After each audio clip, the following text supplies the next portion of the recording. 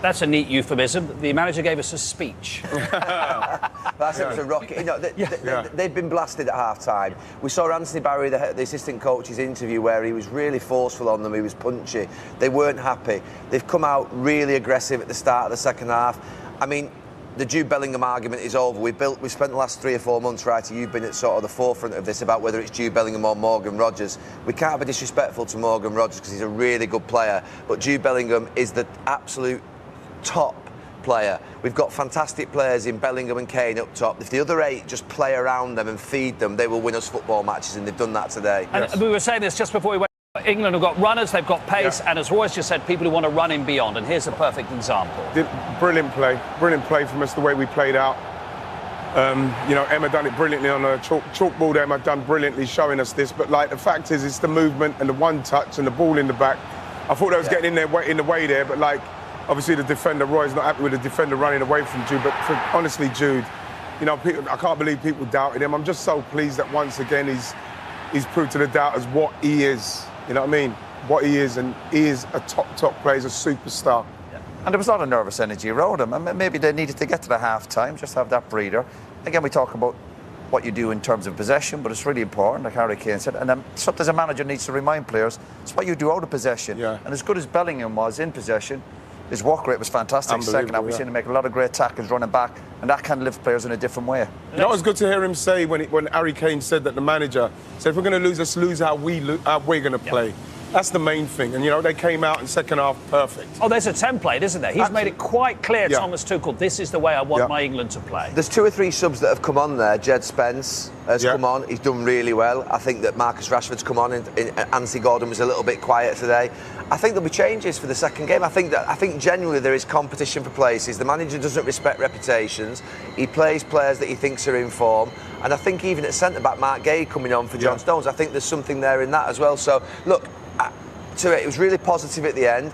I agree with Roy. It was good to get a couple of punches in the first half and just demonstrate our vulnerabilities. We can't take for granted the fact that we just need to protect that back four a little bit more. You don't often see in a World Cup game what happened the next 5 minutes, which is just a siege of the goal, and Livakovic played brilliantly. Yeah. It's quite unusual for a World Cup game where suddenly one team is just constantly attacking. You thought it was going to end 5 or 6. There was a really good feel to the game from the start. It didn't feel. We were thinking, would it be cagey? But again, it felt like a knockout game. Yeah. And that's what made it a brilliant game. And as much as Croatia lacked that bit of quality, they had a right go. But England showed their qualities toward the end. We talk about the options off the bench. The English success, you need Kane obviously at his very, very best. But competition from within the squad will drive this team to the latter stages, and whether they can get over the line obviously remains to be seen. And the confidence they get from creating so many chances in that 5-minute spell. Of course, they need to take them, and they want to take them. Sometimes a bounce of the ball, the goalkeeper plays extremely well. But for 5 minutes, it was attack v defence. It was. They were on the ropes. You know, Jude there. That was just after he scored the goal. You know, we straight in again, and it was a definite they were really wobbling. You know what I mean? A bit great there to try and get another goal in that time, but. By this time, I didn't think that they were going to cause us any more problems. That was brilliant. The keeper for them, it's made some unbelievable saves. This could have been anything. But you know that this is not going to last forever, and that you have to get another goal, because there was about 10 minutes before the 4th goal where Croatia then pressed, didn't they? This was brilliant from Jed Spence. When Jed Spence came on. My point is, you have to.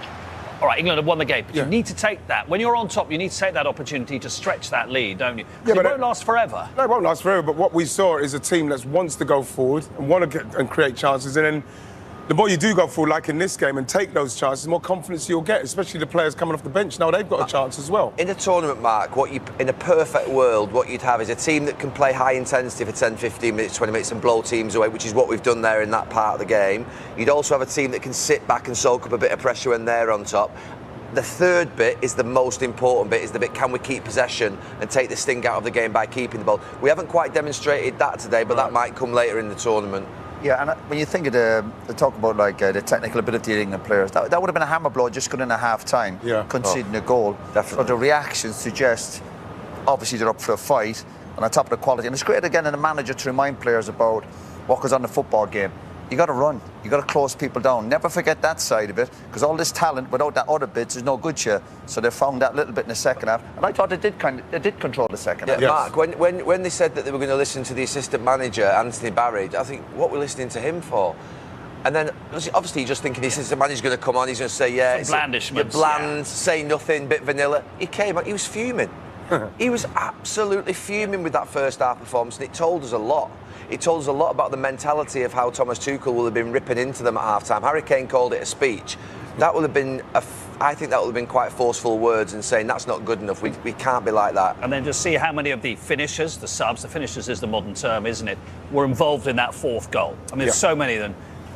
Spence was involved, Saka was involved, Rashford finishes it. I was delighted for someone like Jed Spence because he's somebody that's got a little bit of criticism saying that, oh, you know, Jed Spence, he can defend. But look at Jed Spence trying to get forward, even with a chance we just saw him get there, where he just missed out with the keeper. But then Saka coming on, you know what I mean, calmly, setting it in for Rashford to finish so brilliantly. Something it didn't look like we could ever have done in the first half with that left side. We've got 5 in the box right here. I tell you what, honestly, when those lads run forward at the speed that they are, they're going to be unplayable to certain teams. They really are of this. No matter who you are defensively, Roy, that many people, speed running at you is a danger. When the game is stretched like that, of course, you've got pace. You can't coach that. You've got pace and power. And obviously, how many times we've seen Rash, poor defender, he's got to keep Marcus on his left-hand side, but beautiful. And when he gets on that side, again, the power, you've mentioned earlier, the power of his instep, his finish, is absolutely fantastic. Beautiful. And as soon as he turned back inside, it was a goal. And you see the manager, they enjoyed it, didn't they? He was just holding his hamstring after the game, Rashford, so we don't know because sometimes that's what happens. And Rice, of course, came off, and he's been nursing a back injury for a couple of months, Rice. So you just have to be careful. I think in a perfect world, you beat Ghana respectfully, and then maybe you can think about what you're going to do after that with the Panama game. Yeah, well, I think that your hope is precautionary, obviously, but like the fact is that I thought that when we did go 3-2 and we were really on top of him, I thought, it might be a good time just to take him off. I think it is precautionary more than anything else. Hopefully it is. But like at the same time, we have got players that can come on and do. You drop Jude back, you still got Elliott, them two to play together. We've got cover. We've got cover for people. Mark, at the start of the game, what we were worried about for England was that Luka Modric was going to run the game. And that didn't happen. Obviously he's a great player, but he went off, I think, after 55 minutes. It was just too much for him. And our lads, to be fair, this is him sort of... England pressed him from the word go, didn't they? Honestly, Elliot Anderson in particular, we really targeted him and sort of got around him and didn't let him dictate the game. In years gone past, England teams have stood off players like that and let them have 100 passes. These lads didn't do that today, to be fair to them. And he never quite got his rhythm, so he's been pressed immediately, and then a couple of moments later, from here, he gives away the penalty when he brings down Madueke, and then we have the situation with the twice taken penalty. Just... for the first time ever, looked like he was half a beat off. Yeah, which is a problem when you're playing in the middle of the park. Again, your experience can be vital, but if you're not at it and people are running over you, that experience then can cost you because he's 40 years of age.